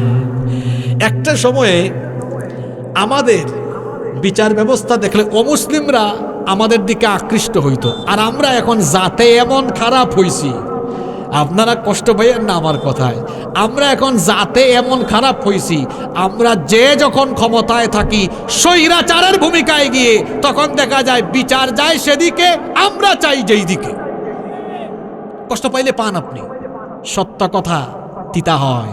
আপনি দেখবেন এই দেশে যে তখন সরকারি দল থাকে, ক্ষমতায় আসার সাথে সাথে সব মামলা বাতিল, আর যে বিরোধী দলে থাকে তার উপর মামলার বোঝা, আর বিরোধী দল যদি কোনোদিন ক্ষমতায় যাইতে পারে সব মামলা শেষ। এই হলো 56 বছরের রীতি। আপনারা রাগ কইরেন না আমার সাথে, সত্য যেটা সেটাই বলছি। আমি যেটা বলেছি বলেন একমত না দ্বিমত? একমত হতেই হবে আপনাকে। কিন্তু আল্লাহর কোরআনের যে ফর্মুলা, যে সংস্কার করেছেন আল্লাহর নবী মুহাম্মদুর রাসূলুল্লাহ সাল্লাল্লাহু আলাইহি ওয়াসাল্লাম, এমন এক বিচারিক ফর্মুলা দিয়ে গিয়েছেন যে সেখানে প্রেসিডেন্টও যদি হয়, বড় বংশেরও যদি কেউ হয়, ক্ষমতায় কিংবা আধিপত্যে, টাকা পয়সায় কেউ যদি অনেক বেশি প্রভাবশালী থাকে, প্রভাব প্রতিপত্তি বিবেচনা করে বিচার করা হবে না, বরং বিচারের ক্ষেত্রে ন্যায় নীতিকে প্রাধান্য দিয়ে বিচার করতে হবে। এই সংস্কারটা পৃথিবীর ইতিহাসে সর্বপ্রথম করেছেন মুহাম্মদুর রাসূলুল্লাহ সাল্লাল্লাহু আলাইহি ওয়াসাল্লাম। আর নবীজি বিচার করতেন কি দিয়ে? কথা বললেন না, কি দিয়ে? কোরআন দিয়ে। কোরআন দিয়ে। আমাদের দেশের আদালতে বিচার হয় না? বিচার হয়। সেটা কাদের থেকে ধার করে আনা পেনাল কোড দিয়ে। এখানে আইনের ছাত্র আছে কিনা কেউ? LLB-তে পড়ে? হ্যাঁ, আপনারা তো জানেন এটা, আইনের ছাত্র যারা। আমাদের দেশে আদালতে যে বিচার হয়, এটা ব্রিটিশদের থেকে ধার করে আনা পেনাল কোড দিয়ে এখনো বিচার হয়। ব্রিটিশদের থেকে ধার করে আনা পেনাল কোড দিয়ে এখনো বিচার হচ্ছে। এই বিচারে কি পাইছেন আপনারা? এই যে এটার দিকে না, আমার দিকে তাকান। এই বিচারে কি পাইছেন আপনারা? বলবো এই বিচারে আপনারা পাইছেন কি সেটা আমি আপনাদেরকে বলি। এই বিচারে আপনারা কি পাইছেন সেটা আপনাদেরকে বলি। বলেন তো, এই যে আপনাদের পদ্মার এই পারের একটা মেয়ে, অনেক দিন হয়ে গেছে, প্রায় মনে 1-1.5 বছর হয়ে, ওই যে মাগুরার একটা মেয়ে আসিয়া, গত রমজানের আগের রমজানে 8 বছরের আসিয়া, এক পরিবারের 3 নরপিশাচ তার উপরে পাশবিকতা চালিয়েছিল। মনে আছে আপনাদের কাহিনীটা? আসিয়ার অবস্থা কি হয়েছে? 5-6 দিন হাসপাতালে থেকে আমার বোনটা বড় কষ্ট পেয়ে চলে গেছে। এখন সে আসি কোথায়? কবরে ঘাস উঠে গেছে। বলেন তো দেখি, আসিয়ার যারা এই পরিণতি করেছে তারা এখনো বেঁচে আছে না নাই? কথা বলে না, বেঁচে আছে না নাই? আদালতে ব্রিটিশদের থেকে ধার করে আনা পেনাল কোডের আইন, এ কেমন আইন যে আইন থাকার ফলে আমার বোন ধর্ষিতা হয়ে কবরে চলে গেছে আর ধর্ষকরা এখনো বেঁচে আছে, যে আইন থাকলে ধর্ষিতা দুনিয়া থেকে চলে যায় আর ধর্ষক বেঁচে থাকে, এই আইনের মুখে আমি জুতা নিক্ষেপ করি, জুতা মারি এই আইনের মুখে, থুতু মারি, ঝাড়ু মারি আমি এই আইনের মুখে। বলেন তো সেখানে যদি আইন হতো আল্লাহর কিতাব, আল্লাহর কিতাব যদি আইন হতো, তার শাস্তিটা কি হইতো? বলেন কি হইতো? ওই যে আমার এক ভাই বলেছে পাতন নিক্ষেপ, আপনারা বলেছেন মৃত্যুদণ্ড, ওরে মৃত্যুদণ্ড দেওয়া হতো। কোথায়? আমাদের দেশে দেখেন না মাঝে মাঝে ফাঁসি দেওয়া হয়, মানুষের সামনে না গোপনে, ক্যামেরার সামনে না আড়ালে, কিন্তু কোরআনের বিচার বড় সাংঘাতিক। আপনাদের কালীগঞ্জে কি আদালত আছে না সাতক্ষীরায় আছে? কালীগঞ্জের ঘটনা ঘটেছে, সাতক্ষীরা আদালতে বিচার হয়ে সাতক্ষীরায় আদালতে মানুষের সামনে তার মৃত্যুদণ্ড দেওয়া হবে। কেন? এটা কোরআনের ফর্মুলা। কেন এটা? যাতে করে এই লুচ্চা, এই বদমাইশের এই বিচার দেখে যেন বাদ বাকি সব লুচ্চা বদমাইশরা তারের মতো সুদা হয়ে যায়। এই জন্য কোরআন বলেছে জনসম্মুখে বিচার করো। কি পেয়েছেন? ব্রিটিশদের থেকে ধার করে আনা এই বিচার ব্যবস্থা দিয়ে কি পেয়েছেন আপনারা? পেয়েছেনটা কি? এখানে বিচার কেমন জানেন? ক্ষমতা যার, বিচার চলে তার কোথায়। কি আপনারা একমত না দ্বিমত? আল্লাহ রসুল এই সিস্টেমটাকে ধ্বংস করে দিয়েছেন, আল্লাহ রসুল ধ্বংস করে দিয়েছেন এই সিস্টেমকে। ধ্বংস করে দিয়ে আল্লাহ নবী বলেছেন না, মান হাকামা বিহি আদালা, যেই কোরআন দিয়ে বিচার করে সে ন্যায় বিচার করে। তাহলে নবীজি বিচার ব্যবস্থার সংস্কার করেছেন কি দিয়ে? জোরে বলেন কি দিয়ে? আমি যাওয়ার পরে ওই বাস স্ট্যান্ডের চিপায় বৈশা বিড়িতে টান মাইরা অথবা চায়ের কাপে চুমুক দিয়ে বললেন না হুজুরটা কোথার থেকে আসছে, হ্যাঁ একটু জান্নাত জাহান্নামের কথা বললো না, কবরের কথা বললো না। আপনি তো মরার পরে জান্নাত জাহান্নামে যাবেন, আর কোরআন বাদ দিয়া তো এখন আপনারা নিজেরাই জাহান্নামে পড়ে আছেন। আগে এই জাহান্নাম থেকে নিজেকে বাঁচান। কোরআন ছাড়া যা আছে সব আলোকিত না অন্ধকার? আজকের সব কথার ভিতরে মৌলিক কথাগুলো আছে। বলেছিলাম রসুল সংস্কার করেছেন মৌলিকভাবে কয়টা জায়গায়? 1 নাম্বার কি বলেছিলাম? মানবাধিকার প্রতিষ্ঠা করেছেন। 2 নাম্বার অর্থনৈতিক সংস্কার করেছেন। 3 নাম্বার, জোরে বলেন 3 নাম্বার কি? বিচার ব্যবস্থার সংস্কার করেছেন। আপনাদের কি কষ্ট হয়ে যাচ্ছে নাকি? কেমনে যে সময় যায়, 12টা হয়ে গেছে। আপনারা কি 10-12 মিনিট ধৈর্য ধরে থাকতে পারবেন তো? নাম্বার 4, 4 নাম্বার, এই মাহফিলে এক পাশে নারীরাও আছেন। বলেন তো নারী বাদ দিয়ে পুরুষরা কি চলতে পারবে? আপনার ঘরের ঘরওয়ালি যদি 2 দিনের জন্য কোথাও যায়, টের পাবেন চলা কত কষ্ট। এটা অবিবাহিত মিসকিনরা বুঝবে না, এটা বিবাহিতরা বুঝবে। কি বলেন ভাইরা? বউ ছাড়া কি চলে? চলে না। একটা ঘর পরিপাটি থাকে, একটা ঘর সুন্দর থাকে, ঘর ঘরের মতো থাকে যখন ঘরে একজন নারী থাকে। কিন্তু এই নারী জাতি, আল্লাহ রসুল যে সমাজে আগমন করেছিলেন সেই সমাজে কি নারী জাতির কোনো সম্মান ছিল? জুড়ে বলেন আপনারা, কোনো সম্মান ছিল? পর্দার আড়ালে থাকা বোনরা খেয়াল করে শুনবেন, খুব খেয়াল করে শুনবেন। যেই সমাজে আল্লাহর নবী আসলেন এই সমাজটা ছিল এমন, সেখানে নারীদের কোনো ইজ্জত ছিল না, সেখানে নারীদের কোনো সম্মান ছিল না। সেই পরিবেশটা ছিল এমন, নারীদেরকে বাজার ঘাটে মাছ আর সবজির মতো কেনা বেচা হতো। আপনাদের এলাকায় মাছ বাজার আছে না? কথা বলেন না কেন? আছে না নাই? মাছ বাজারে যেমন মাছ কেনা বেচা হয়, গরু বাজারে যেমন গরু ছাগল কেনা বেচা হয়, নারীদেরকে বাজার ঘাটে কেনা বেচা করা হতো। পুরুষরা বিবাহ ছাড়াই নারীদেরকে ইচ্ছা মতো ব্যবহার করত। পুরুষরা নারীদেরকে ইচ্ছা মতো ভোগ করত, ব্যবহার করত, নারীদের সাথে দাসীর মতো আচরণ করত। বিবাহ শাদী ছাড়াই নারীদেরকে তারা ভোগ করত। এই ছিল 1400-1500 বছর আগের নারীদের অবস্থা। শুধু কি তাই, এরা এত খারাপ, এত অসভ্য, এত বর্বর ছিল যে কারো ঘরে যদি মেয়ে সন্তান জন্ম নিয়েছে এই খবর শুনতো, ধৈরাই কবর ঘুরে জীবিত কবর দিয়ে দিত। নাউযুবিল্লাহি মিন যালিক। আল্লাহ কোরআনে প্রশ্ন করেছেন এদেরকে যে কিয়ামতে জিজ্ঞেস করা হবে, ওয়া ইদাল মাউউদাতু সুইলাত বিআইয়ি যামবিন কুতিলাত, কোন অপরাধে তোমরা এই মেয়েগুলাকে হত্যা করেছো। নবী করিম সাল্লাল্লাহু আলাইহি ওয়াসাল্লাম সংস্কার কেমনে করেছেন, এই নারী জাতির অধিকার প্রতিষ্ঠা কেমনে করেছেন। আল্লাহ নবী এই সমাজে আসলেন, এসে বললেন, এই অসভ্য সমাজের মানুষদেরকে বললেন, নারীদেরকে অবমূল্যায়ন করো না, নারীদেরকে নির্মম নির্যাতন নিপীড়ন করো না, মেয়েদেরকে অসম্মান করো না, মেয়েদেরকে বেইজ্জত করো না, বরং নারী এরা হলো সম্মানের জাতি। আল্লাহর নবী তাদের মর্যাদা কেমনে প্রতিষ্ঠা করলেন, যেই সমাজের লোকেরা মেয়ে জন্ম নিলে সাথে সাথে ধরে কবর দিয়ে দিত, ওই সমাজে আল্লাহর নবী সর্বপ্রথম ঘোষণা করলেন।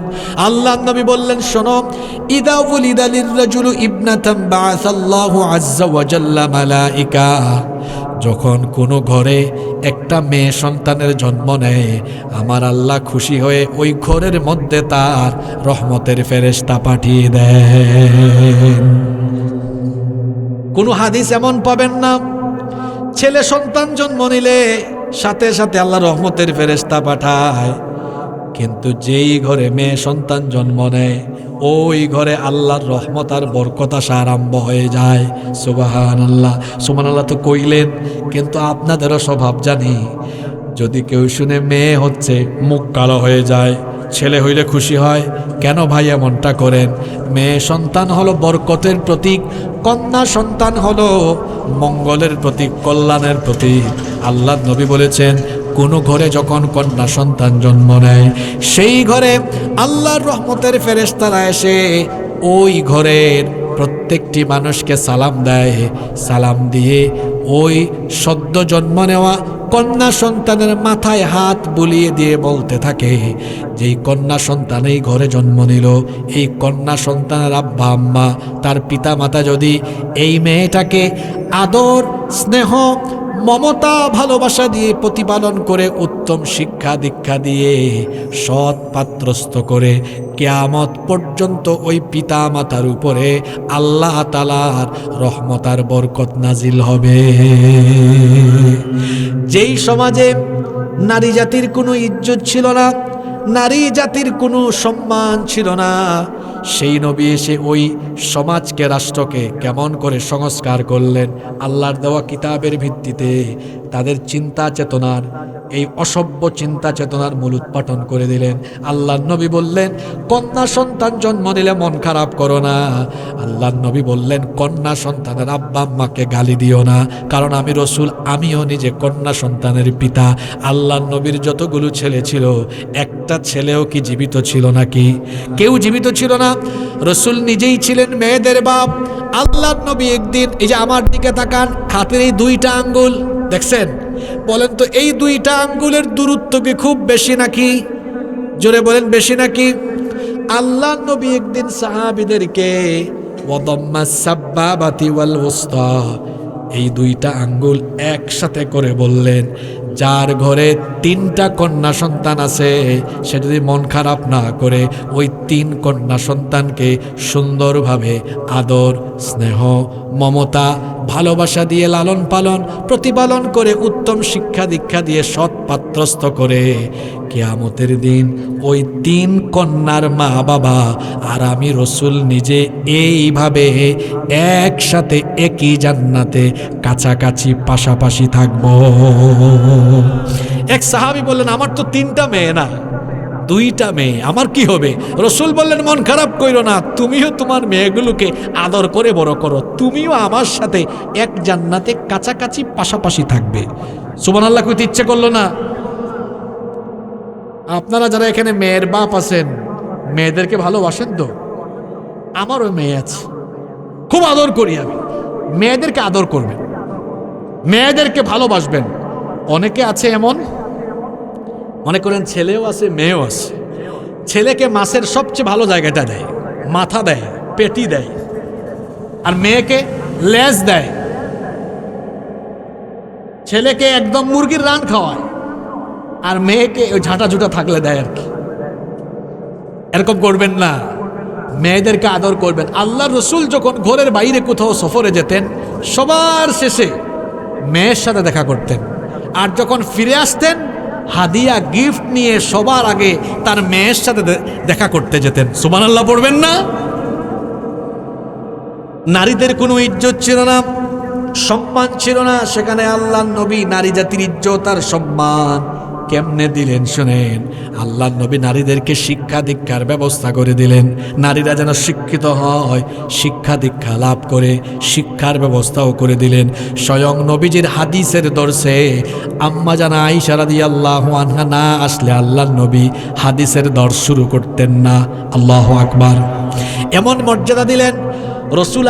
রসুলের পাক আগমনের আগে এই সমাজের লোকরা নারীদেরকে বিয়ে শাদী ছাড়াই ভোগ করতো। আল্লাহ নবী বললেন না, নারীদেরকে সম্মান দাও। একটা বাপ একটা মা তার মেয়েকে 18-20 বছর কষ্ট করে লালন পালন করেছে, এবার সেই মা বাপের মেয়েটাকে তুমি তোমার বাড়িতে এমনে এমনে উঠায় নিতে পারবা না, বরং মোহরানা দিয়ে বিবাহের মাধ্যমে রানীর মতো সম্মান দিয়ে তোমার বাড়িতে বিবাহের মাধ্যমে বউয়ের মর্যাদা নিয়ে তাকে তোমার ঘরে নিতে হবে।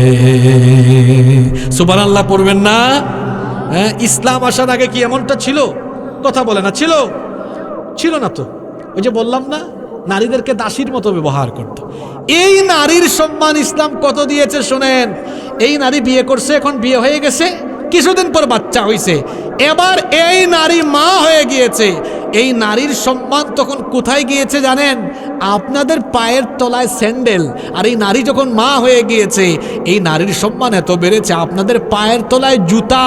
আর নারীরা মা হয়ে গিয়েছে, এখন তার পায়ের তলায় আল্লাহর বেহেশত। সুবহানাল্লাহ কইতে মন চাইল না। এই যে নারীদেরকে এত সম্মান এত মর্যাদা কে দিয়েছেন? কে দিয়েছেন? আল্লাহ দিয়েছেন, রসুল দিয়েছেন। আমাদের দেশে জনশুমারি বা আদমশুমারি অনুযায়ী বলা হয় আমাদের দেশের অর্ধেকের বেশি হলো নারী। আমাদের দেশের অর্ধেকের বেশি কি? এই যে কিছুদিন আগে আমাদের নির্বাচন হয়েছে না, দেখছেন কারবার আপনারা, ভোটের লাইনে পুরুষের থেকে নারীর সংখ্যা বেশি। তো এই যে আমাদের দেশে অর্ধেক বা অর্ধেকের কিছু বেশি নারী আছে, এই নারীরা যদি নিরাপত্তা না পায়, এই নারীরা যদি সিকিউরিটি না পায়, অধিকার সম্মান না পায়, তাহলে কি আমাদের দেশ এগিয়ে যাবে? আল্লাহ রসুল কেমন সংস্কার করেছেন শোনেন। কে একটু সত্য কথা বলেন, দলমত নির্বিশেষে বলেন। রাত 2টা-3টায় এই পথ দিয়ে বাংলাদেশের শহরাঞ্চলে কোনো নারী একাকী ঘর থেকে বের হলে 100% নিরাপদ থাকবে, এই গ্যারান্টি প্রশাসন দিতে পারবে? জোরে বলেন, পারবে? আল্লাহর রসুল অসভ্য ওই সমাজ যেখানে ধর্ষণ নিয়মিত হতো, নারীর ইজ্জত লুণ্ঠন হতো, এমন একটা সংস্কার করে দিলেন যার ফলে দেখা গেল দিনে দুপুরে রাতে সকাল সন্ধ্যায় দিনে রাতে নারীরা নির্বিঘ্নে হেঁটে গিয়েছে।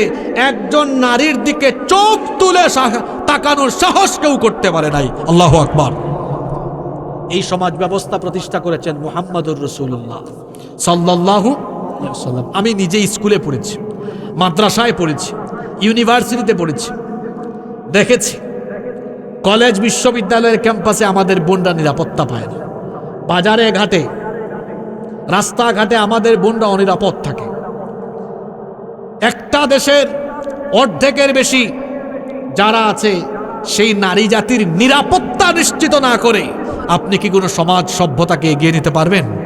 এই নারী জাতির ইজ্জত সম্মান মর্যাদা প্রতিষ্ঠার জন্য আল্লাহর কিতাব কোরআনের দরকার আছে না নাই? জোরে বলেন, দরকার আছে না নাই? কোরআন ছাড়া নারীর ইজ্জত সম্মান মর্যাদা পরিপূর্ণ প্রতিষ্ঠা হবে না।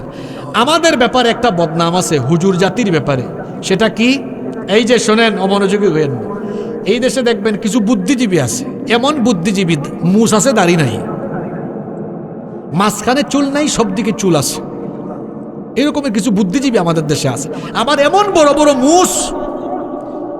মুসের নিচে ঠোঁট আছে না নাই, এটা দেখার জন্য কয়েক ব্যাটারি লাইট মারতে হবে, এরকমের মুসালা আছে না? এরকম বুদ্ধিজীবীরা মাঝে মাঝে টেলিভিশন চ্যানেলে বসে বলবে, এদেশে মোল্লা মৌলবীরা নারী প্রগতি উন্নতির পথে অন্তরায়। আমি যে এখানে 15 মিনিট শুধু নারীর ব্যাপারে কথা বললাম, আমি কি নারীর অনুন্নতি নিয়ে কথা বলেছি না তাদের নিরাপত্তার কথা বলেছি? আমি কি নারীদেরকে অসম্মানিত করেছি না সম্মানিত করেছি? নারীরা আমাদের মায়ের জাত, আমাদের বিরুদ্ধে এই বদনাম কেন রটানো হয়? এর একটা কারণ আছে। কারণ আমরা নারীরা ব্যবসা বাণিজ্য চাকরি বাকরি পড়ালেখা সব করবে, আমরা এটা বলি, কিন্তু আমরা বলি আল্লাহর বিধান, ফরজ বিধান, পর্দা মেনে নারীরা সব করবে। কোনো অসুবিধা আছে? এটা কি স্কুল নাকি না মসজিদ? এই এলাকায় স্কুল কলেজ আছে না আশেপাশে? তো একটা মেয়ে কি স্কুল কলেজের টিচার হওয়ার যোগ্যতা রাখে না? আমার নিজের প্রতিষ্ঠা করা কয়েকটা প্রতিষ্ঠান আছে, আমার নিজের প্রতিষ্ঠা করা, আমি যে বক্তব্য দিচ্ছি আমল আমার মধ্যেও আছে। আমার নিজের প্রতিষ্ঠা করা কয়েকটা প্রতিষ্ঠান আছে, সেখানে পুরুষ টিচারও আছে, মহিলা টিচারও আছে। তো আমরা কি নারীদেরকে পিছিয়ে রেখেছি? তথাকথিত বুদ্ধিজীবীদেরকে আমরা বলছি, তোমরা যে আমাদের নামে বদনাম রটাও যে আমরা নারী প্রগতি উন্নতির পথে অন্তরায়, তোমাদের হাইসলত আর আমাদের হাইসলত কেমন বলি? আমরা তো শহরাঞ্চলে বসবাস করি, আমরা দেখেছি এই রমজানে আমি 7-8 বার এই দৃশ্য দেখেছি। গাড়ির বুনাট বুঝেন? বুনাট ওই যে একটা প্রাইভেট কার আছে, ওই যে পিছনের সাইডে একটা ডালা থাকে, ব্যাগ ডালা, ওই ব্যাগ ডালায় কি রাখে? মালামাল রাখে, লাগেজ রাখে। এরা এত সভ্য, যেখানে লাগেজ রাখে আমরা দেখেছি ওই যে প্রাডো, প্রুবক্স, এই গাড়িগুলো, এগুলোর ওই ব্যাগ রাখা লাগেজ রাখার জায়গাগুলোতে তারা তাদের ঘরের কাজের ছেলে মেয়েদেরকে রাখে। আমি নিজের চোখে দেখেছি। বলেন এরকম আছে না নাই? ঢাকায় যারা থাকেন দেখছেন না, এরা টিভি চ্যানেলে গিয়ে নারী অধিকারের কথা বলে, রেস্টুরেন্টে যখন খেতে যায় তারা খায়, পাশে এদেরকে দাঁড় করিয়ে রাখে, খাবার দেয় না। কিন্তু আমাদের অবস্থা গিয়ে দেখেন, আমরা নারীদেরকে চাকরিও দিয়েছি, নিরাপত্তাও দিয়েছি। আমরা কখনো কাজের লোকদের সাথে এমনটা করি না, আমরা কখনো কাজের লোকদের সাথে এমনটা করি না। তারপরে ওরা আমাদের নামে বদনাম রটায় কেন? কারণ তো একটা আছে। কারণটা কি? কারণ হলো তারা চায় নারীরা উলঙ্গপনা, বেহায়াপনার মাধ্যমে তাদের চোখের সামনে থাকুক। দেখেন না, কলেজ বিশ্ববিদ্যালয়ে এমন কিছু স্যার আছে, পর্দা করে মেয়েরা ক্লাসে গেলে বাধ্য করে তুমি তোমার নিকাব খোলো। আচ্ছা বলেন তো, হে ক্লাসে গেছে ক্লাস করানোর জন্য না মেয়েদের চেহারা দেখার জন্য? ক্লাসে তো দায়িত্ব দেওয়া হয়েছে তাকে পড়ানোর জন্য, কিন্তু এটা করে না অনেক জায়গায়। এরা আমাদের বিরুদ্ধে তো বদনাম রটায়। তারা বলে আমরা নাকি নারী প্রগতির আন্দোলনে, নারী উন্নয়নে আমরা নাকি অন্তরায় সৃষ্টি করছি। তারা কি চায়? তারা মূলত চায় নারীদেরকে তাদের চোখের সামনে বেপর্দা অবস্থায় দেখতে চায়। আসলে শিয়াল তো সবসময় মুরগির কি চায়? শিয়াল সবসময় মুরগির কি চায়? এটা ঘটনা মনে পড়ছে, কষ্ট হচ্ছে নাকি আপনাদের? একবার এক শিয়াল গিয়েছে এক মুরগির খামারের পাশে। এখন খামারি কি করেছে, খামারের যে মালিক, সে খামারের চারপাশে ওই যে নেট আছে না, নেটের বেড়া দিয়ে রাখছে। শিয়াল গিয়ে বলতেছেন, আরে মুরগি, তোদেরকে দেখে আমার বড় মায়া লাগতেছে, খুব মহব্বত পয়দা হচ্ছে। তো মুরগিরা বলতেছে, শিয়াল মামু এত মায়া লাগে কেন, কি হয়েছে? কয় দেখোস না, আমার কোনো নেট নাই, জাল নাই, বেড়া নাই, মনের সুখে ঘুরে বেড়াই আমি, আর তোদেরকে তোদের মালিক এখানে আটকায় রাখছে, কত নির্দয় তোদের মালিক। এক মুরগি তখন বলে, মামু নেক্সট সুরতে আপনি এত সুন্দর কথার ফাঁকে মনের আড়ালে কি যে রাখছেন এটা কিন্তু আমরা জানি। আমাদের মালিক যদি আমাদেরকে এই নেটের বেড়া থেকে একবার খুলে দেয়, আপনি তো তখন পছন্দ মতো আমাদেরকে ধরে ধরে খাবেন। শিয়াল যেমন মুরগির স্বাধীনতা চায়, ঠিক তেমনি তথাকথিত ওই প্রগতিশীল নামের বদমাইশরা সবসময় নারীদেরকে উলঙ্গ অবস্থায় রেখে, নারীদেরকে তারা উলঙ্গপনা, বেহায়াপনা, বেপর্দার মাধ্যমে রাস্তায় নামিয়ে তারা আমার দেশের মা বোনদের, সহজ সরলা মা বোনদের ইজ্জত লুণ্ঠনের ব্যবস্থা করতে চায়। এই সুযোগ আমরা কখনো দিব? আমরা আমাদের মা বোনদেরকে, নারী জাতিকে আমরা নিরাপত্তা দিব, সবার আগে সম্মান করব, মর্যাদা করব, মর্যাদা দিব। এখানে আপনারা যারা আছেন, খবরদার নিজেদের স্ত্রীদের সাথে খারাপ আচরণ করবেন না, নিজের মেয়েকে মহব্বত করবেন। আমাদের দেশে অনেকে আছে নিজের নবাবজাদা নসরুল্লাহ বউয়ের সাথে দাসীর মতো, বান্দির মতো আচরণ করে। যারা বউয়ের সাথে দাসীর মতো, বান্দির মতো আচরণ করে এদের সংসার কোনোদিন সুখী হয় না, এদের সংসারে কখনো বরকত আসে না। নিজের বউকে ভালোবাসবেন, নিজের বউকে বেশি বেশি মহব্বত করবেন, সম্মান করে কথা বলবেন, স্বামী স্ত্রীর আন্ডারস্ট্যান্ডিং যেন ভালো থাকে, তাহলে ঘরের মধ্যে বরকত বাড়িয়ে দিবেন কে? আমি জানি আমার কথায় মহিলারা খুব খুশি, বলতেছে না হুজুর আজকে আমাদের পক্ষে বলতেছে। বোনদেরকে বলি, আপনারাও স্বামীর খেদমত করবেন, স্বামীকে সন্তুষ্ট রাখবেন, স্বামীকে খুশি করবেন। অনেক বোনরা আছে স্বামীর খেদমত করে না, স্বামীর মন খুশি হয়, স্বামী ভালো থাকে, স্বামীর মনটা ভালো থাকে, এরকম কাজ করে না। কি বলেন, এরকম আছে না? এমনটা করবেন না। রসুল বলেছেন মানুষ মানুষকে সাজদা দেওয়া হারাম। যদি আল্লাহ এটা জায়েজ করতেন তাহলে নারীদেরকে আমি আদেশ দিতাম তারা যেন প্রতিদিন তাদের স্বামীদেরকে সাজদা করে। আল্লাহু আকবার। এটা দ্বারা বোঝানো হয়েছে যে একজন নারীর জন্য, স্ত্রীর জন্য তার স্বামী কতটা গুরুত্বপূর্ণ। রসুল বলেছেন নারীরা তোমরা জান্নাতে যাওয়া তোমাদের জন্য সহজ।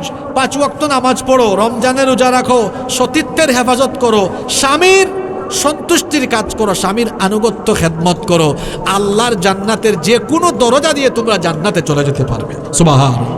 এজন্য মা বোনদেরকে বলবো স্বামীর খুশির জন্য, সন্তুষ্টির জন্য নিজেকে উজাড় করবেন, স্বামীর খেদমত করবেন। আল্লাহ তৌফিক দান করেন, বলেন আমিন। কষ্ট হচ্ছে আপনাদের? আমরা এবার 5 নম্বরে এসেছি। 5 নম্বর গুরুত্বপূর্ণ পয়েন্ট। একটা সমাজ সভ্যতাকে বদলানোর জন্য পুরুষ শিক্ষার সিলেবাস, কারিকুলাম বা মেকানিজমকে সংস্কার করা দরকার, যেটা করেছেন রাসূলে পাক সাল্লাল্লাহু আলাইহি ওয়াসাল্লাম। আল্লাহর নবী ওই গুণে ধরা পচে যাওয়া সমাজকে পরিবর্তন করার জন্য তিনি ওই জাতি ওই সভ্যতাকে পরিবর্তন করার আগে তিনি সমাজ গঠনের আগে ব্যক্তি গঠন করেছেন। সমাজ গঠনের আগে কি করেছেন? ব্যক্তি গঠন করেছেন। আর এই ব্যক্তি গঠনের কাজ করেছেন তিনি কি দিয়ে?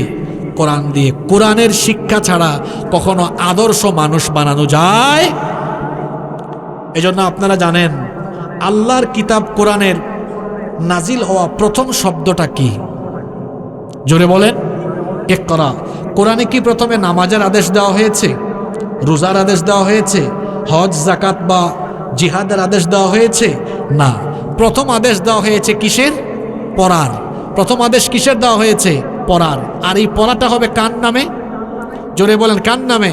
ইকরা পরে কি? বিসমি। ইকরা বিসমি রাব্বিকাল্লাযী খালাক। পড়ো সেই রবের নামে যিনি সৃষ্টি করেছেন। পড়তে হবে কার নামে?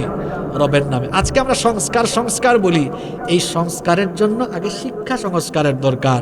আজকে দেখেন আমার দেশের স্কুলে কলেজে ছেলেমেয়েরা বাংলা, ইংরেজি, গণিত, social studies, business studies, science স্টাডিজের সব সাবজেক্ট পড়ছে। কোরআন আছে, হাদিস আছে, ইসলামিক স্টাডিজ আছে। মুসলমানের ঘরের সন্তান 90% মুসলমান, তার সিলেবাসে কোরআন নাই, হাদিস নাই, দিন নাই, ইসলাম নাই। মাস্টার ডিগ্রি কমপ্লিট করে ফেলেছে, আউজুবিল্লাহ বিসমিল্লাহ শুদ্ধ করে পড়তে পারে না, নামাজটাও শুদ্ধ করে পড়তে পারে না। এখন এই ছেলে মেয়ে পিএইচডি হোল্ডার হয়েছে, অনেক শিক্ষা দীক্ষা নিয়ে সচিবালয়ে চাকরিও পেয়েছে, কিন্তু এরপরেও দেখা যায় হে চুরি করে, দুর্নীতি করে। আপনাদের এলাকায় মসজিদে কি কখনো কখনো মাঝে মাঝে হঠাৎ জুতা চুরি হয় না? হয় কি না? যে জুতা চুরি করে তাকে আমরা কি বলি? চোর বলি। কি বলি আমরা? আচ্ছা, সচিবালয়ে যদি কোনো সচিব কলমের খুঁচায় 100-200 কোটি টাকা চুরি করে ফেলে, তারেও আমরা কি বলি? চোর বলি। কিন্তু বলেন তো, দুই চোরের ক্যাটাগরি বা লেভেল, স্ট্যাটাস কি সমান? আচ্ছা বলেন তো, দেশের জন্য ক্ষতিকারক জুতা চোর না ওই কলম চোর? কোন চোর?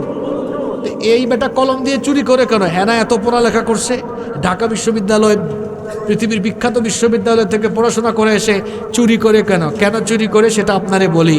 তার একাডেমিক সনদ হাতে নিয়ে দেখেন, এই বেটা সারা জীবন সব পড়েছে, কোরআন পড়ে নাই, হাদিস পড়ে নাই, ইসলামিক স্টাডিজ সিলেবাসেই ছিল না। এই জন্য দেখা গিয়েছে তার এই শিক্ষা তাকে শিক্ষিত বানিয়েছে বটে, কিন্তু অবশেষে সে শিক্ষিত চোর ডাকাতে পরিণত হয়েছে। তাহলে কি বোঝা গেল? কোরআন হাদিসের শিক্ষা বাদ দিয়ে যে শিক্ষা ব্যবস্থা প্রবর্তন হবে, এই শিক্ষা দিয়ে কখনো আদর্শ মানুষ বানানো সম্ভব হবে? এজন্য শিক্ষার ভেতরে অবশ্যই কি থাকতে হবে? কথা বলে না, কি থাকতে হবে? রসুলে পাক সাল্লাল্লাহু আলাইহি সাল্লাম সেই কাজটাই করেছেন। তিনি আগে কি রাষ্ট্র গঠন করেছেন না ব্যক্তি গঠন? আল্লাহ রসুলের নবুয়তি জিন্দেগি কত বছর? হ্যাঁ বলেন, 23 বছর। কত বছর? পুরা হায়াত কত বছর? 63 বছর। আর দাওয়াত আরম্ভ করেছেন কত বছর বয়সে? 40। 40-এ দাওয়াত আরম্ভ করে মায়ের খেয়ে নির্যাতন সয়ে প্রথমে দাওয়াত দিয়েছেন কত বছর? 13 বছর। কত বছর? আর মদিনায় গিয়ে প্রেসিডেন্ট হয়ে রাষ্ট্র গঠন করেছেন 13 বছর পরে। তাহলে রাষ্ট্র গঠন করেছেন কুরআন পাওয়ার 13 বছর পরে। রাষ্ট্র গঠনের আগে 13 বছর তিনি কি গঠন করলেন? কথা বুঝলেন না? কি গঠন করলেন? ব্যক্তি গঠন করলেন। আমরা যদি আমাদের দেশকে কিংবা গোটা পৃথিবীকে একটি সুন্দর সমৃদ্ধ হিসাবে দেখতে চাই, তাহলে সবার আগে ব্যক্তি গঠন করতে হবে। আপনারা একটা স্লোগান দেন না, আল কোরআনের আলো। আবার কেউ কেউ কোনো এলাকায় বলে কই সংসদেও জালো। বুঝছি ভাই, আপনার কথা বুঝছি আমি, কিন্তু এই স্লোগানটা শুরু হওয়া উচিত ছিল এমনভাবে, ঘরে ঘরে নয়। আগে আল কোরআনের আলো প্রতিটা মানুষের হৃদয়ে হৃদয়ে জ্বালো। এই যে আপনারা বসেছেন, আমার কথা কষ্ট পাবেন না। কতজন মানুষ আছেন শুদ্ধ করে কোরআন পড়তে পারেন? এদেশে বলা হয় 90% মানুষ মুসলমান, কিন্তু শতকরা 100-র মধ্যে 95 জন শুদ্ধ করে কোরআনই পড়তে পারে না। হেরা স্লোগান দেয় ঘরে ঘরে জ্বালো, সংসদে জ্বালো। ব্যাকল, আগে তোর নিজের ভিতরে কোরআনের আলো জ্বালা। তার নিজের অন্তরে তো কোরআন নাই, হে সংসদে জ্বালাই ফেলবে, ঘরে ঘরে জ্বালাই ফেলবে। ব্যাকল, আগে নিজের অন্তরে কোরআন জ্বালাইতে হবে। যখন প্রতিটি মানুষের অন্তরে কোরআনের আলো জ্বলবে, এই আলোকিত হৃদয়ের মানুষদেরকে দিয়ে আলোকিত দেশ, আলোকিত সভ্যতা, আলোকিত জাতি গঠন হয়ে যাবে। ঠিক না বেঠিক? তাহলে বলেন তো, আল্লাহ রসুল সাল্লাল্লাহু আলাইহি ওয়াসাল্লাম তিনি একটা সভ্যতা বিনির্মাণ করেছেন, সংস্কার করেছেন। আর তার সেই সংস্কারে যে যে কাজগুলো তিনি করেছেন, তার মধ্যে মৌলিক কাজ ছিল কয়টা? এখন আপনারা বলেন তো, এই 5টা কাজ যদি আমাদের দেশে করা যায়, সবার আগে 1 নম্বর কি বলেছি? মানবাধিকার প্রতিষ্ঠা করা। 2 নম্বর কি? অর্থনৈতিক সংস্কার করা। টাকা পয়সার অভাব আছে না মানুষের মধ্যে, বেকার পড়ে আছে, কাজে লাগাইতে হবে। 3 নম্বর কি বলেছি? ন্যায় বিচার প্রতিষ্ঠা করা। 4 নম্বরে কি বলেছি? নারীর অধিকার প্রতিষ্ঠা করা। 5 নম্বর কি বলেছি? শিক্ষা ব্যবস্থার সংস্কার করা। বলেন আপনারা, এই 5টা কাজ করলে আমরা অনুন্নত হব না উন্নত হব? শুধু উন্নত না, কত উন্নত হব আমরা কল্পনাও করা যাবে। আসুন আমরা আল্লাহর কিতাব একদিন শুধু তাফসীর মাহফিল করে বসে বসে ওয়াজ শুনব না, প্রতিদিন কোরআন পড়ব, সন্তানদেরকে কোরআন শেখাবো, কোরআনের সাথে থাকবো, আলেমদের সাথে থাকবো। আলেম ওলামাদেরকে মহব্বত করব, সম্মান করব, শ্রদ্ধা করব। ভাই, বুকে ব্যথা নিয়ে মোনাজাতের আগে কিছু কথা বলে যাই। বর্তমানে আপনারা অতি রাজনৈতিক হয়ে গেছেন। কীরকম? এর আগে আমাকে বলেন তো, আমি যে এখানে প্রায় 1.5 ঘন্টার উপরে 2 ঘন্টা যাবৎ বক্তৃতা করছি, আমি কি এখানে অতি রাজনৈতিক কথা বলেছি? বলেন আপনারা, বলেছি? আমি কখনো এটা করি না, কারণ আমি মনে করি একজন আলেম কখনো কোনো দলের পক্ষে বক্তব্য দিতে পারেন না, এটা তার শান মানের সাথে যায় না। একজন আলেম তিনি কথা বলবেন কুরআন সুন্নাহর পক্ষে, আল্লাহ আর রসুলের পক্ষে, দ্বীনের পক্ষে। এখন ভাইরা, আমরা এই কথাগুলো বলতে গিয়ে কখনো কখনো এমন হয়, আপনারা বিভিন্ন জন বিভিন্ন দল করেন, মাঝে মাঝে এই কথাগুলো আপনাদের কাজকর্মের সাথে গিয়ে সাংঘর্ষিক হয়। আপনারা কষ্ট পেয়ে তখন আমাদেরকে কি করেন? গালিগালাজ করেন। আপনারা আমাদেরকে ধর্ম ব্যবসায়ী বলেন, আপনারা আমাদের তুচ্ছতাচ্ছিল্য করেন, ফেসবুকে তো একেবারে তুলাধুনা করে ছাড়েন। ও ভাইয়েরা, এই বেয়াদবিটুকু করবেন না। আপনারা যে আলেমদেরকে এরকম তুচ্ছতাচ্ছিল্য করে গালিগালাজ করেন, আলেমদের তো আমার আব্বা একটা কথা বলতেন যে, বাবা আলেম হও, নইলে আলেমদের ছাত্র হও, খেদমত করো, এমনভাবে জুতা পারলে সুযোগ পাইলে জুতাটা বহন করো। কারণ একজন আলেম জ্ঞান অর্জন করতে গিয়ে যে হেঁটে হেঁটে হেঁটে হেঁটে পায়ে ধুলাবালু লাগছে, তুমি একজন সাধারণ মানুষ, ওই আলেমের জুতার তলার যে ধুলাবালু আছে ওইটার সমানও তুমি না। আল্লাহু আকবার। সেই আলেমকে আপনি অতি রাজনীতির কারণে, আপনার দল আদর্শ এটার কারণে আপনি আজে বাজে কথা বলেন। শোনেন, কে কিরকম জানি না, আমি আমার ব্যক্তিগত অবস্থান পরিষ্কার করি। সাদাকে সাদা বলা, কালোকে কালো বলা, সত্যকে সত্য বলা, মিথ্যাকে মিথ্যা বলা, এটার সাহস আপনাকে থাকতে হবে। আলেমুল আমাদেরকে কখনো খাটো করে তুচ্ছতাচ্ছিল্য করে কথাবার্তা বলবেন না। এই যে গত বেশ কয়েক মাস ধরে আমরা দেখেছি, এই মাহফিলগুলো পর্যন্ত, রাগ করবেন না আপনারা, আপনারা যারা আয়োজক কমিটি থাকেন, আপনারা কোরআনের মাহফিলগুলো পর্যন্ত এখানেও রাজনৈতিক মিশ্রতা আপনারা ছড়িয়ে দিয়েছেন। কিরকম? অমুক দলের লোককে অতিথি রাখতে হবে, নইলে মাহফিল করতে দিবে না।